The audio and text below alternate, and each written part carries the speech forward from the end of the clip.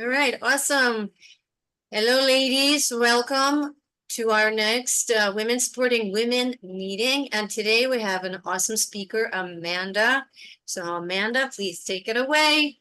Hello. Hi, everybody. I'm really honored to talk to you guys today about kind of just briefly about my journey for using meditation, specifically Buddhist techniques, I would say, and mantras that really help because I suffer from OCD type anxiety, and it's always been my Achilles heel, what have you call it. And I wanted to talk to you about kind of like where I'm coming from with this. I'm not here to preach or anything like that about Buddhism. It is just something that I feel worked really well for me effectively for helping manage my breathing, my anxiety, and also cultivating a lot of more self-compassion, which I kind of severely lacked growing up with. So that's what I really want to talk about. I've always had kind of issues like so many, I think women do in particular, but I guess men as well, with setting boundaries and not asserting yourself, things like that. And because of that, I kind of got into a space of not really having compassion for myself, no self-love, none of that. And I kind of got bad anxiety from that as well, over the years, acute anxiety attacks. I went to the ER on several times thinking I was having a heart attack when it was just panic. And after I had I'm in a great marriage now, but years ago I had a very abusive, emotionally abusive relationship that I was in. And from that, I came out of that with finding this monastery that I visited down in West Virginia called Bhavana Society in West Virginia. It's a really amazing place. And I kind of learned different techniques there. And you don't need to be Buddhist to go. You can just, doesn't matter what you believe or not believe. It's just really effective for breath control, for racing thoughts, especially with OCD. It's all about ruminations and kind of like um, rapid thoughts, obsessive thinking. So I went there and I stayed about a week actually. I was grateful. I was lucky enough to still be living at home at the time. So I was able to go and stay there for a full week. And I learned different techniques that were extremely helpful for anxiety, and it could be any type of anxiety that you have that this helps for. I really encourage you to try it. It's not just for obsessive compulsive disorder, it's for generalized anxiety, any kind of anxiety that you might be having, because it's all about focusing on self-compassion, the breathing, and really being as still as you possibly can. And trust me, if I can do it, then it really is effective, and I'll honestly say that because um OCD just does not let you take a breath a lot of the times. So it is it's extremely helpful for really anybody. And one of them is called Vipassana meditation, and that means insight. And I actually did, like, I believe it was 2 days. I have a vague memory of it, but of not speaking, and I wore a little tag and it just said I'm being silent. And that was an amazing, it was like kind of like a cleansing of my mental health cleansing.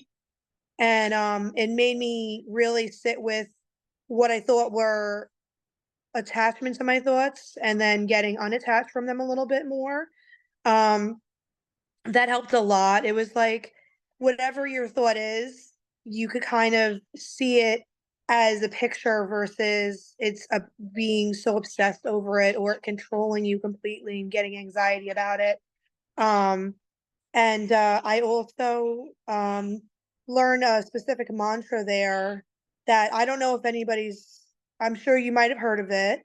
It's Mani Padme Hum. It's a Buddhist meditation of compassion. It has each syllable has a different meaning, but it's basically like what you do is you cultivate compassion when you're doing this. You can meditate for yourself on it or for others. Um, and that you could just do it in your mind.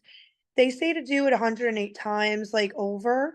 You can use a mala necklace. You can use, you don't really even need a necklace for it. You can just say it in your mind or out loud. Um, and by focusing on it, sometimes with anxiety, you can't really take a breath and just sit and meditate silently and breathe, because sometimes that's just not realistic, especially with OCD, but for other types of anxiety as well, because you just can't sit with your thoughts and it'll just keep racing over and over again. And it's a real pain. So that mantra really helps, because you're just saying it. So it's like kind of an active meditation. So you're just saying it over and over and over again. So it kind of forces yourself to think about the mantra and not about what your thoughts are. um, I do have mala beads. I don't have them on me right now, but I do have mala beads that I use every morning. Even if it's like 2 to 5 minutes that you give yourself, um, you could repeat it throughout the whole day.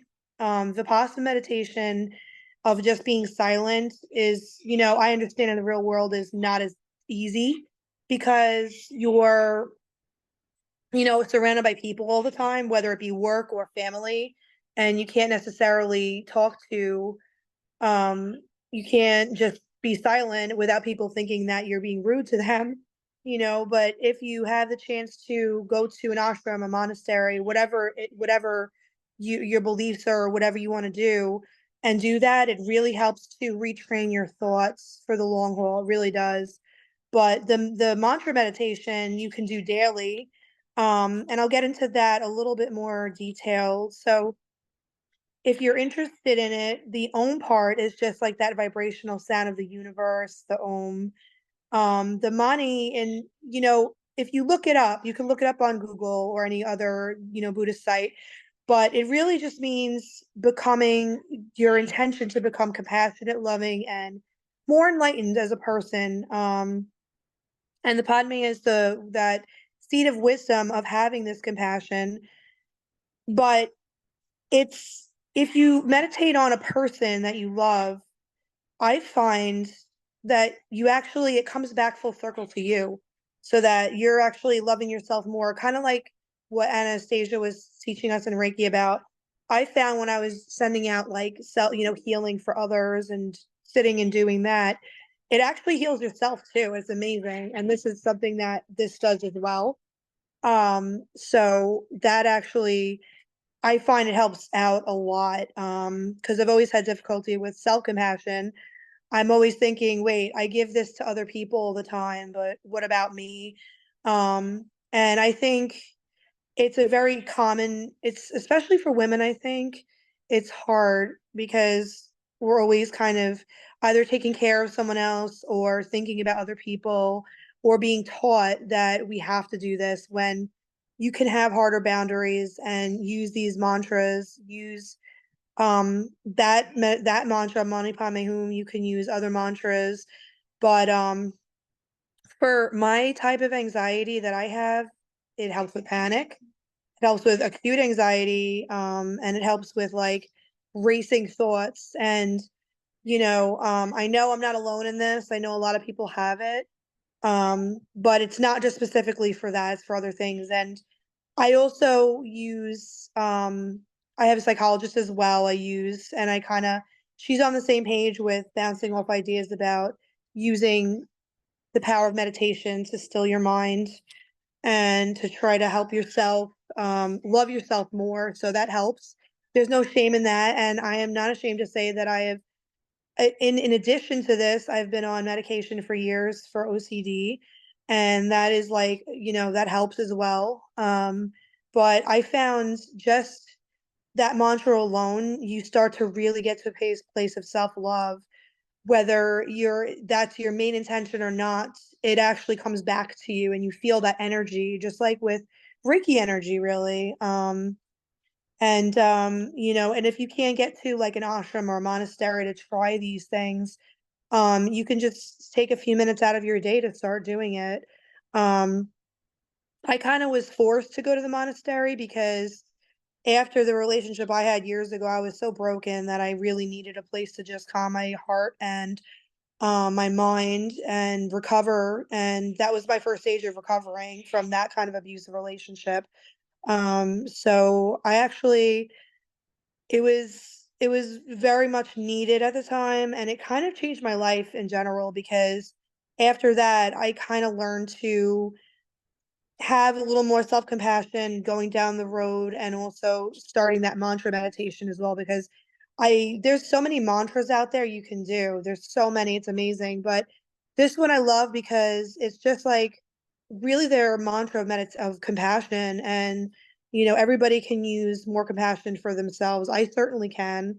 And I love the fact that I'm doing this talk on my birthday because I mean, God knows I can still use more self-compassion like everybody else can, and so you can look up the Mani Padme Hum. There's actually a Sanskrit translation of spelling, and then there's also a Tibetan one.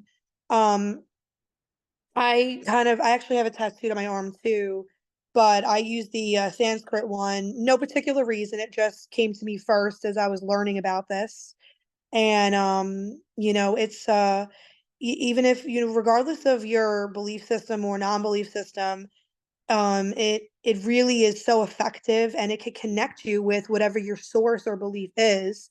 um there was a I believe there was I think I forgot which Buddhist monk said this, but there was a priest, I think, or that lived in a Buddhist monastery because he said it brought him closer to Jesus. So, people use it and connect in so many different ways, with this. And I also found this mantra very energetically cleansing and also very protecting as well. If you tend to incline toward, like, feeling out energies and protecting your own energy and your own space, it helps a lot with that too. And that's something that I'm a firm believer in. And it helps kind of give yourself some energetic, like, cleanse and aura around you versus dealing with just driving, work, society, people. It kind of creates this, like, internal compassion and happiness within you that really helps. Um, so yeah, that's and I think along with the mantra meditation for anxiety attacks, medication if needed is very helpful. If you're at a point where you might need that or not, I certainly do. There's no shame in it. I tried to do it without it. It didn't work for me. I needed medication. But this really is so effective, I find, and the Vipassana meditations of being in silence, even if you do it in your own home for a full day and you just don't talk to anybody, you keep your phone off, and you just really sit with your own thoughts. With my kids, I haven't been able to do it recently.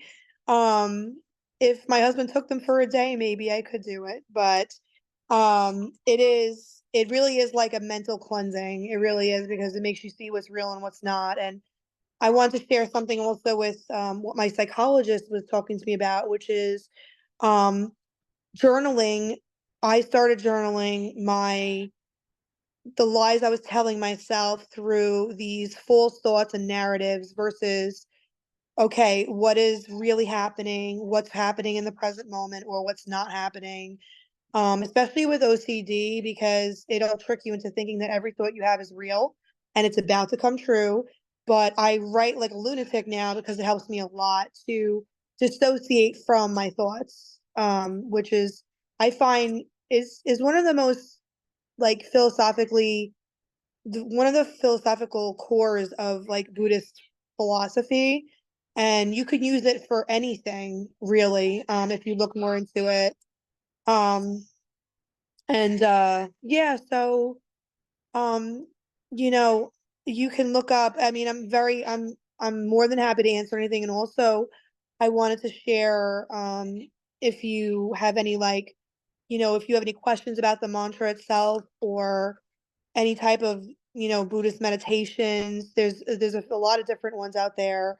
I kind of stay simple with it, with this particular mantra. But if anybody has any questions, or for me or my own personal journey about it, Once again, you do not need to be Buddhist to do these at all. I went into it with a very open mind, open heart, and the Vipassana meditation and the meditation of compassion, Mani Padme Hum, is, I think, so amazing with getting to the core of self-compassion. And also it kind of helps you even set boundaries with people, because the more you start having self-compassion, the more boundaries you could actually set with people. And I just turned 39 today, and believe it or not, I am just starting to learn how to do this myself after probably being aware of this for like 36 years.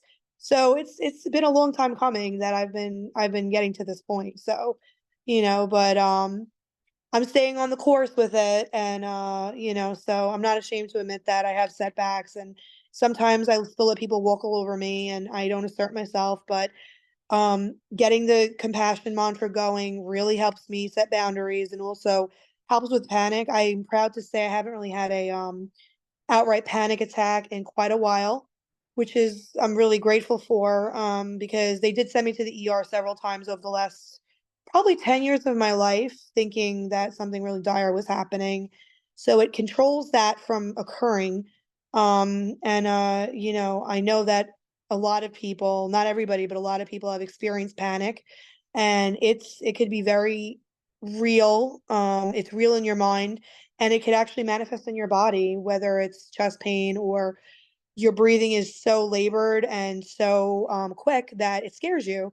Um, so the mantra helps because, unlike just breathing and sitting still, you're saying something over and over. So it's forcing you to just focus on that versus, oh my God, this thought, that thought, a million thoughts going together at one time.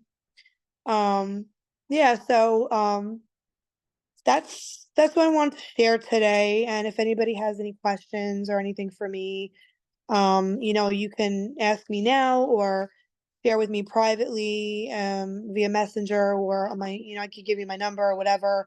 But I really just wanted to talk about that because I tried so many different methods of trying to take back control of having feeling some compassion for myself, feeling self-love for myself. And this was one of the most, I feel like, in the Buddhist philosophy, this is one of the most effective, I feel, tools to utilize in your routine, regardless of what you believe or pray or not, because it's just how they view things, about detachment from your thoughts, from seeing what's an illusion and what's real. And I thought, damn, this really works. So I really appreciated, um, the opportunity to actually go and learn these things at the monastery. And I actually visited again before, as I was dating my husband years ago. I went and I did another Vipassana meditation that helped a lot. And I will tell you, it stays with you regardless of if you never go back or not. I mean, I don't know when I'll ever be able to go back. Um, I have 3 little kids, and I have one on the way right now. I'm due next month. So I do this mantra because it's the one thing I can really use as a vehicle, for myself. So yeah. And I know that, whether you've been in bad relationships or not, I was certainly in a horrible one, and it really helped me recover from that. Um, Far more than what even medicine can do and psychology can do. And I'm not downgrading, because I use both. I use both a lot, but this is something that stuck with me, and I just wanted to share and say that if you do try it, I don't think you'll be disappointed with it at all. I think it's going to be very helpful, even if you don't have much anxiety, even if it's just every once in a blue moon you have a panic or an anxious thought. So if you want to, I'm going to spell out the mantra. So if you want to write it down, just the OM, and then Mani is Mani, Padme like the lotus, Padme, and Hum, the other vibrational sound of cleansing, is Hum. And you can look this up, and there's like these really cool things on YouTube. You can do, um, really cool meditations. There's guided ones. There's ones where you just hear the chant over and over and you could just listen to it. I'll fall asleep to it at night a lot of the times I if I need to. And it's very beautiful, and I find it to be very effective. And trust me when I say I know that if it works for me, it could work for you, because with OCD, there is no calming of the thoughts because you believe everything is really going to happen, and the obsessive thoughts and the compulsive behaviors, whether it be mental or physical, um, it doesn't really calm itself until you kind of work at it and see things from a different angle. So, even for general anxiety or for a little bit of anxiety, I'm sure it'll be really helpful for that too. Um, so that's it. I kind of went a little fast. Sorry, guys. I had everything written down. That's why I'm not looking at the screen too much. I wanted to make sure I got everything in that I wanted to share with you guys. And if anybody has any questions for me now, they can ask, or if they want to share anything with me about their own meditations or practices. I'm always open to hearing about other people's practices for myself. So, whatever anybody wants to share with me on that too is I'm very happy listening to as well. So, Thank you so yeah, much. Thank you so much for sharing and being vulnerable with us. Thank you so much. sure. And happy birthday. And congratulations as well.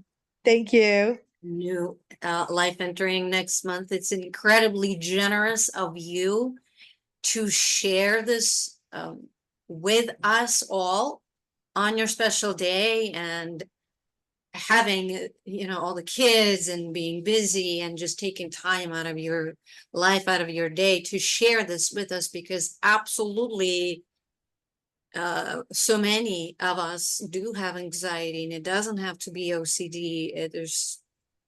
There's a lot of anxiety out there, and a lot of people could use some help in grounding themselves. And thank you for sharing that. And we actually did touch on that in Reiki too as well. And, Yeah. and whatever the reason is that it works for you, and it's wonderful that it works for you. If you find something that works for you, do it. Yeah. And mantras are amazing because they are not just words, they have frequency. And when you put your intention into every single word with that frequency, it works extra. And absolutely, we could all use compassion. And it is Yeah. a mantra of compassion. And when you can connect with your own compassion towards yourself, it's another level. It's easy to kind of feel more compassionate towards other people and help other people, but not so for yourself. Right.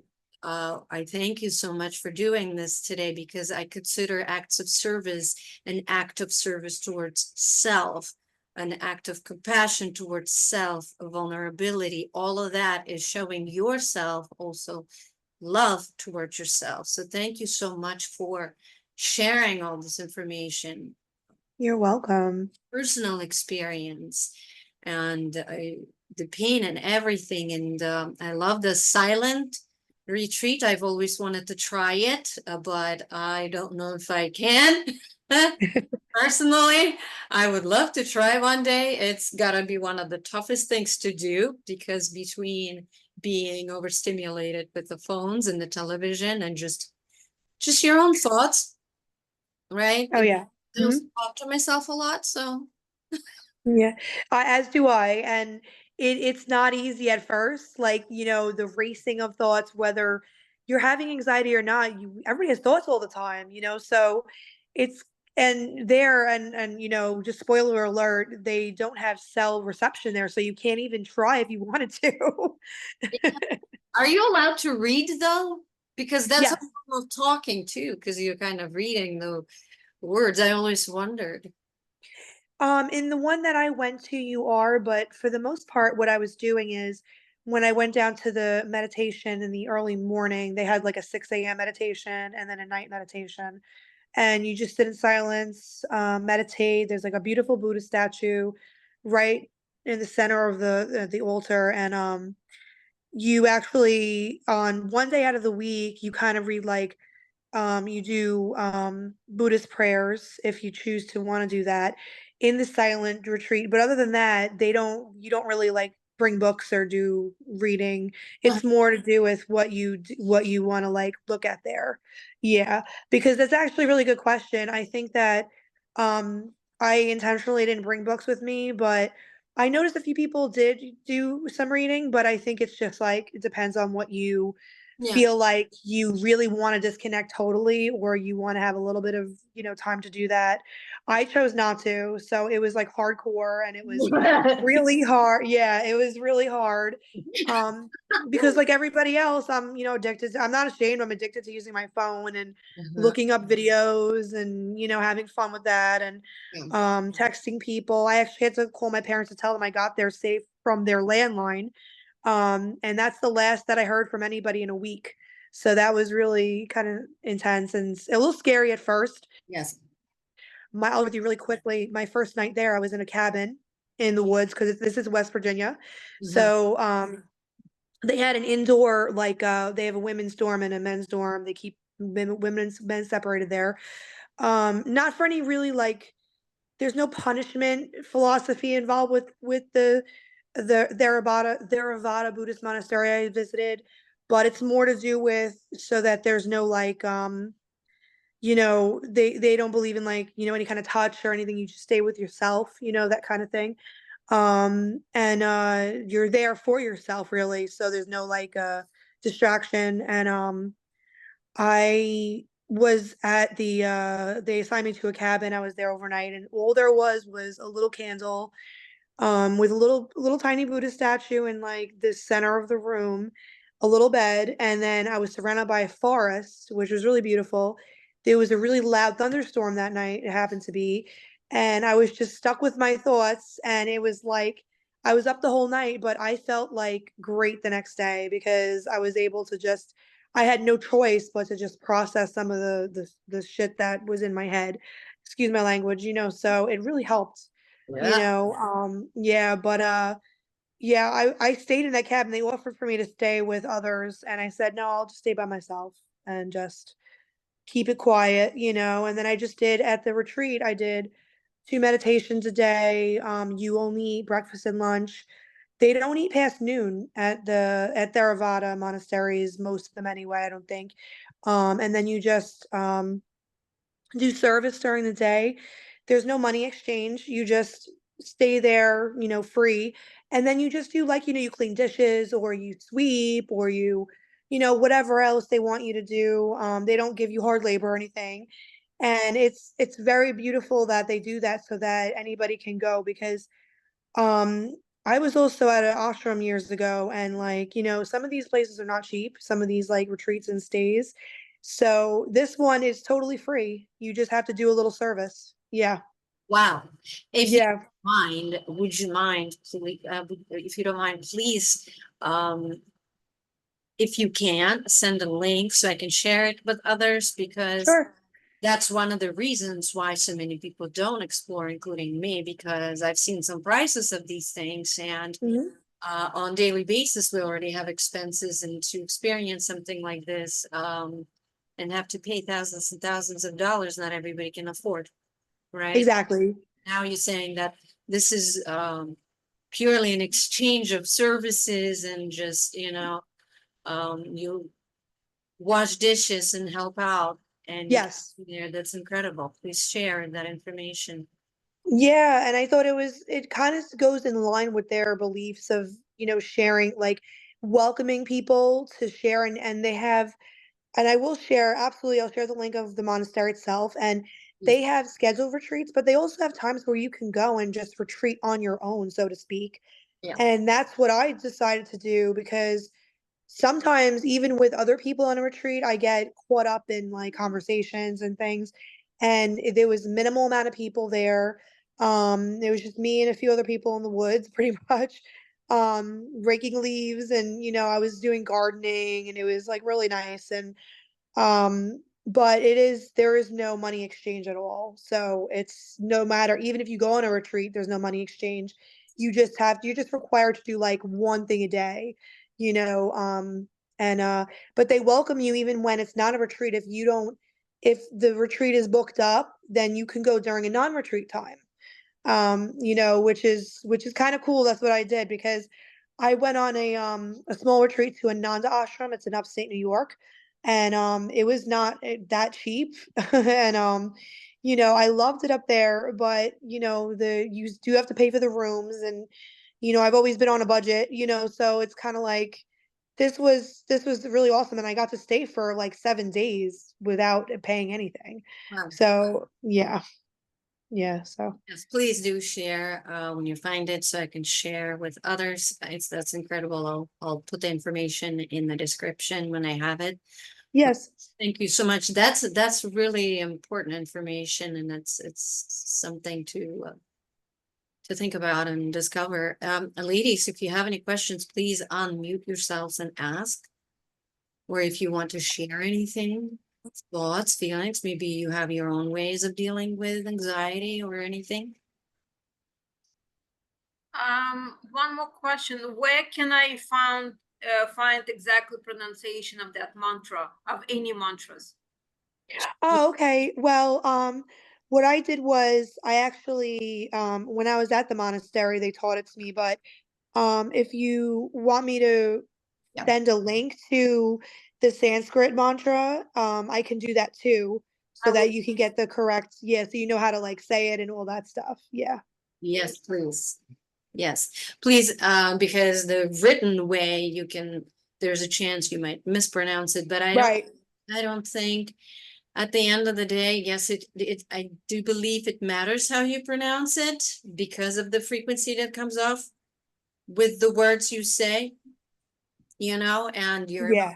connection to it. So yes, please, connect us to where you can, because actually when I was teaching Reiki, I did mispronounce the end of it, as I understand now, because I would say hum and you say it's hum. Yeah. So, No, it's yes. true. It's these things are very tricky unless unless you kind of like, because I learned from people, so Yes. otherwise I would have said it incorrectly myself, so yeah. Don't believe it's the end of the world if you mispronounce No. it, but you do want to learn it. So thank you, Eleonora, for this question, because it's absolutely important that if you are learning it, you do, because, just like in Reiki, many people even say word Reiki incorrectly, or, when you learn the symbols, you do want to learn how to pronounce them properly because they do have their own frequency. So please provide us with a link to where we can hear actual pronunciation. Oh, I'd love to. Yeah, Thank you so absolutely. Yeah, absolutely. You're welcome. There's so many. I have a direct link to a monk from that monastery saying that mantra, so I will send that much. as well. Fantastic. Amazing. Thank you. Any, You're oth- welcome. any other questions?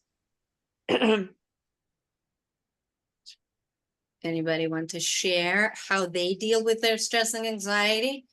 If you'd like to. No, everybody's just pushing through. No, that's okay, but yeah, I'm always open, whether it's on the Zoom or privately, because I always like to absorb different types of methods, that could potentially help, because this I was very open-minded to, and it worked like a charm for me, so Ab- yeah. Absolutely, because I call them tools, because Yes. are your tools in your toolbox that you can use, because guess what? Today, this might work, but tomorrow you'll be like, this is the stupidest thing. I don't have time for this, or whatever it is. And same works for many other things, like even anger management and things like this, because who wants to count backwards from 10 when you're angry as hell? Yeah, True. you're not Yeah. gonna, you're in the moment. Same thing with anxiety. You're in that moment. You're not gonna think about, so which tool am I gonna use? Whichever Right. comes up. That's why it helps to have numerous. And I find the very first one is always breathing. Yes. Always. You can't go wrong with breathing. So for me, breathing is important. And just like you said, that shit in your head, you really gotta remember that it's not real. Mhm. And Oh yeah. those thoughts will lie to you over and over again. This dark neighborhood it can get really, really dark, and I have no business in lurking around in there for too long. You don't want to avoid it, but you don't want to stick around in there too long for it to take over and ruminate over and over again. So yeah, I find breathing, deep breathing definitely helps me. And maybe different types of breathing, like 4, 4, 4, inhaling for 4, holding for 4, exhaling for 4, holding some more, so whatever helps you to get out of that head. Anna, I see you unmuted yourself. Would you like to share something? No, I was just gonna add it to what you were saying. Yeah.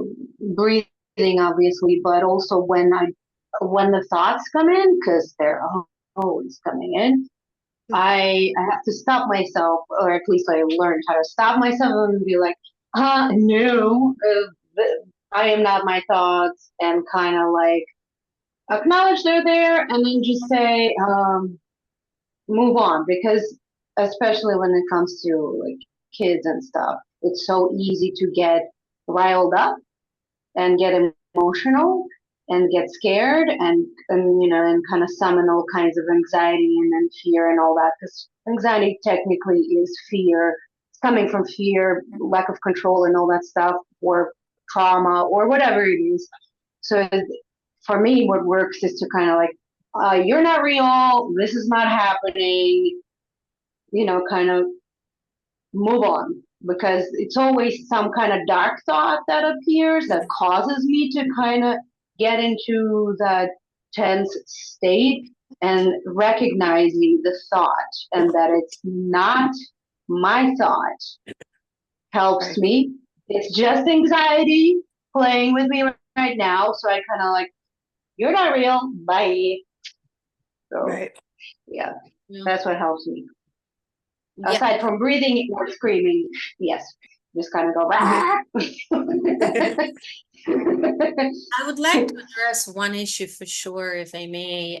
You touched on mental health, Yeah. psychology, psychological help, psychologists, psychiatrists, counseling, because it's still very much such an issue in our society that people think it's, oh my God, taboo or whatever the hell it is. Like it's so, there's still jaded part of kind of forgetting that it's just as important as going to a physician and doing a blood work or exercise or eating healthy. It is extremely important. And we still today forget that going and speaking to a professional and acquiring those tools that we're talking about is severely important.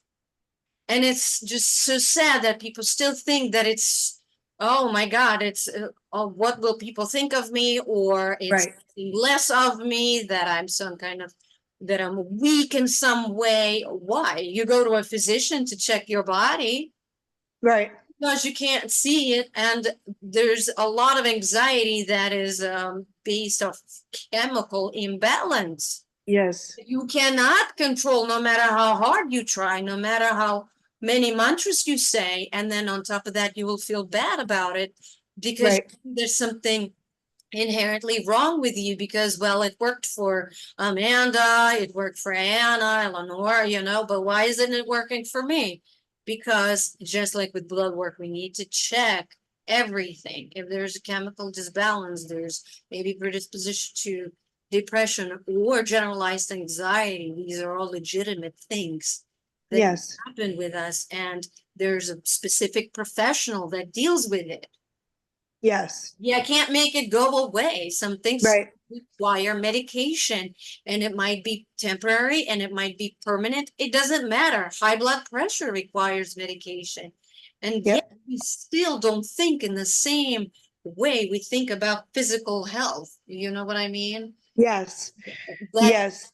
little by little, maybe society is coming out of that, I hope, but it's so important. It's not just about talking about mommy and daddy issues with some strange, Right.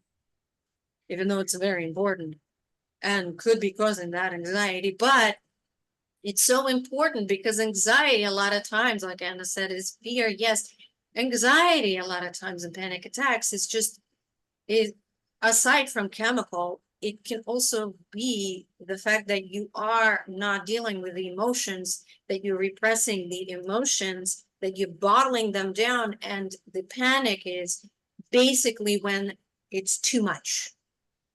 Right. Too much, it's been pent up inside, and now it's trying to come up, but you're trying to push it down a little more, and it's creating an inner force, and your body is physically reacting to it, causing you to feel like you're having an actual heart attack. Oh yeah. So strong. And that proves that our emotions are extremely important. Why? Because your thoughts create your emotions, and emotions create physical symptoms Oh that yeah. live in your body and create some kind of physical reaction that if you don't deal with, it accumulates and creates disease. Oh yeah, absolutely. People are so fast to treat physical illness, but not emotional reasons, emotional sources for that Oh physical. yeah. Yeah, so I just wanted to touch on that because it's so important. But thank you so much, Anna, for sharing that. Absolutely. And I cannot personally relate to when it fully to you know, children. I can only imagine that tripling and doubling down on already existing stress and tension and yeah, yes. No, you can. I've seen you get anxiety over juju, so that's the same. My dog, because so many people don't consider that anything, but she is my baby, you know. But I know, I understand. Human babies are, it's like multiplied probably by a million anxiety, but not to discard my anxiety. I get crazy over my baby, my fur little baby. And so yeah, I can spiral real quickly. Real quickly. Oh, especially at the vet office. Breathing and compassion mantras. Yeah. Where are you going? And what are you doing? And my baby, oh my god. Yes, absolutely. Absolutely. I'm learning. You know how you said you're 39 today. We turned 42 this year, and I'm still learning. But I'm learning, for me, for the first time in my entire life, is that I'm 100% you know, not successful, but whenever I can and I'm able to take a pause, it really helps. But I have so much more work to do. But you know, acquire tools. That's all we can, Yeah. and apply whenever possible, whatever works in the moment. And talk to somebody. Talking is so important. Journaling is incredible. What Yeah. most absolute favorite, and you know, as I taught as well, I say the same thing. Journal. It's so important, and it's not just important for one thing. I always say word vomit on pages. Just word, Right. just whatever's in your mind, from like I feel bloated to she said what, you know, everything, all of it, just word vomit on the pages. Right. Yep. Was writing, the process of writing, not speaking, not typing, the actual putting pen to paper is grounding. Oh yeah. Grounding. Absolutely. Yeah, Yes. yeah, it cramps up your hand. Well, deal, you know, whatever, with practice it'll be fine, just like any other muscle, but grounds you big time and declutters your mind. It helps Yes. decluttering. Whenever I feel overwhelmed, like it's too much, like there's too much going on in this attic, I immediately go to word vomit on my pages, and it helps. Oh yeah. No, and I through the sorry.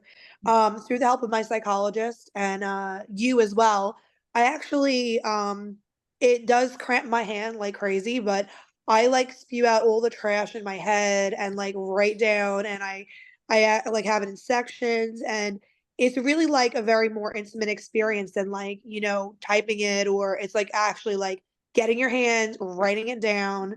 And, I've even had the practice years ago. I think I was at a fire ceremony, and at a yoga, it was just one of my yoga teachers' backyards. They had a little fire ceremony, and they said you can take something that you wrote down and you can give it to the fire if you want to, like, you know, um, kind of get it like away from not just your thoughts, but energetically, or to bring it to the ocean. And after my abusive relationship, I brought a lot of stuff to the ocean and just sent it out to sea, So there's like different practices you could do with it too. It's really amazing. Absolutely. You know me, I'm all for rituals. Yes. I want tonight, hopefully, if the weather permits, because it's been going up and down with the rain, but absolutely you can write things down, like on full moons, especially full moons are always for cleansing and letting go. And so I always say, write your things you want to let go of, write them and burn them and scatter the ashes, because it takes an extra step. Because also you'll feel better after writing, because the physical act of writing is also expelling the energy. So you write it, and then you expel that energy out of you. You move it, you create space. Talking is different, it's air. Writing is grounding, it's earth. So, and with the emotion and everything, it's a combination of elements. So you're doing yourself a service on many levels by utilizing all these. It's simple. Your hand is always with you, right? Just write it. But absolutely, water as well. It's all cleansing. It's all helping. Again, it's tools. Whether you Yes. burn it or even bury it, Yeah. or flush it down the toilet or down the river or into the ocean, whatever it is. Even putting your feet into the water is cleansing. It's all a matter of figuring out what makes you feel better. I always say that whatever is cleansing to you and helping you in any way, it's something that has to be kind of pleasurable to you, something that brings you pleasure, something that makes you feel good. That's why it works for you. Right. If it's Absolutely. pleasurable, if it's not, like you don't feel good doing it, then what's the point? Exactly. Absolutely. Yeah. Yes. I mean, of course, sometimes things that don't always feel like 100% pleasure, like we have to diet sometimes, or exercise, and sometimes it feels like a little bit torture. Yes. Both will be great, so the eye on the prize, right? Yes. So even if it's a little bit at the moment, that it will bring peace. Yes, absolutely. And I'm so glad you touched on the taboo of like going to psychologists, psychiatrists, because, when I first started going, I was like 20 years old. Mm, And I was diagnosed then, and it's been almost 20 years now. yeah. And I'm not afraid to admit that I've never been able to go off medication. I've never been able, because it is chemical. And when I went to the monastery, I was on medication and I still am.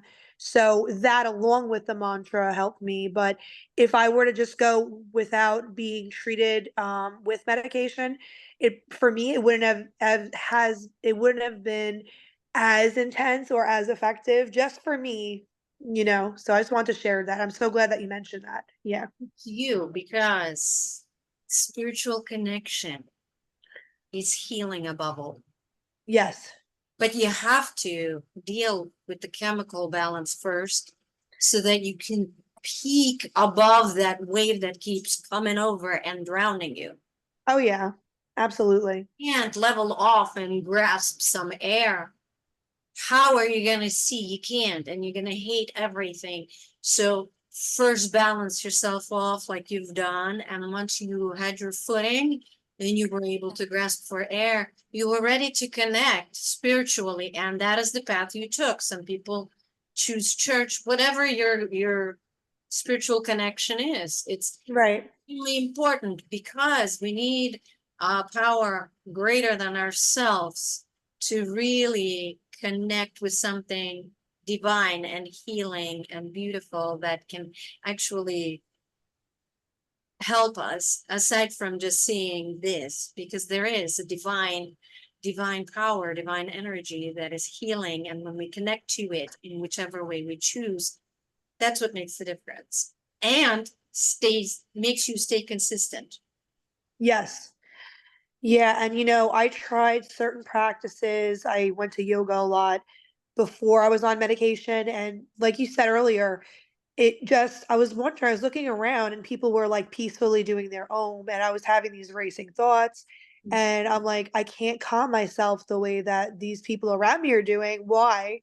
And when I forced myself to get help in that way and really get introspective about it, then I was able to start my own journey doing it, but I needed help, you Yeah. know? So yeah. You Excuse me. acquired some professional tools from a professional. Yes. And it is important. And it's important to also not compare yourself on your journey. Because guess what? Those people could look, but inside, oh, it's a whole other story. True. Yeah. Oh yeah. Everybody thinks they like it. Excuse me. I'm just getting over laryngitis. So, Oh my. um, Mhm. but everybody always says, when you look at the people around you, everybody always assumes everybody has their like shit together, and it's really never the case. Really, it's like all like in the head. No. So yeah, Yeah, yeah, and especially now it's so easy to do so. Or like, look at this one, look at that one, because of social media. It's not true. right. No, So just not at all. remind yourself, tattoo it on the forehead. No, don't do that. Remind yourself that it's not real. Right. People will put up some type of stories, and almost nobody wants to be vulnerable. Oh yeah, And that's so true. that's what makes us human. That's what makes us connect with each other, is to see vulnerability. Yes, absolutely. Yeah, to see vulnerability, because guess what? I'm a human being, and things will shit hits the fan from time to time. Oh And yeah, I want to know that your shit hits the fan as well. So it's true. Yeah. I don't, Yes. not so that I can commiserate, but it helps to connect. Yes, absolutely. And I also feel that where I always had this, the more psychology I have and the more like therapeutic tools I have, you notice people out there, and I'm just going to say this as like a little addition to what I observe, Yeah. is that everybody is always reacting to what they think people perceive about them, and it's like everybody is just reacting to their own reactions all the time, and everybody's in their head. So like if someone flips you off in a car, it's not about you. It's like they're having whatever's going on in their own head, and it took me a while to realize that, that everybody's having their own things going on in their head, and everybody is just projecting all the time. That's one thing I notice. I'm in no way an expert in that area, but like I notice people project their stuff all the time onto other people, so All day long. It's oh yeah. nothing's ever about you. I always say, there's a saying, I may not be much, but I'm all I think about. Right. Oh, that's funny. I like that one. That's funny. It's true. Yeah. When somebody's attacking me, I have to remind myself that they're doing it because of something that goes on in their life. And I Right. have to talk myself off the ledge a lot. And I always say, it's not about you. It's not about you.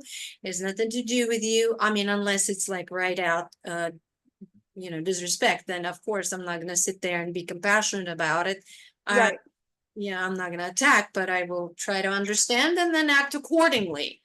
But absolutely, you're right, 100%. And this is where it helps me to take a pause. Is it going to get my heart racing? Absolutely. Absolutely it will. Is it going to create imaginary fights and confrontations in my head? Absolutely. I will be kicking ass in my head. Yes. Yeah, I I do, totally get that. and then I catch myself and I'm like, God damn it, I'm tired. I know. Those things, Yeah. all these fights and create all these imaginary scenarios where you or recreate things that already happened, and you wish you said this or you wish you did that, like years later. It's exhausting. So whatever helps to get out, and saying mantras or breathing or whatever it is helps to get out, to break out of it. Oh yeah, absolutely.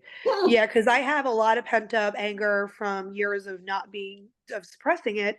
And when I have to remind myself that if someone gets angry with me now, I can approach it differently, but I can't ruminate over the things that I can't change about my past, and the things that I wasn't able to say or do, Yeah. because it could drive you crazy, really, like, Yes. it really can. And anger.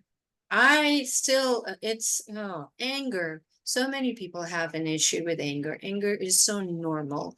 Yes, expressing it violently is not okay, but the actual anger emotion as an emotion is perfectly normal. But people are so, they freak out when a woman gets angry. Oh yeah. It's so true. Oh God forbid a woman gets angry. Oh, unacceptable. Oh, I can't deal with your anger.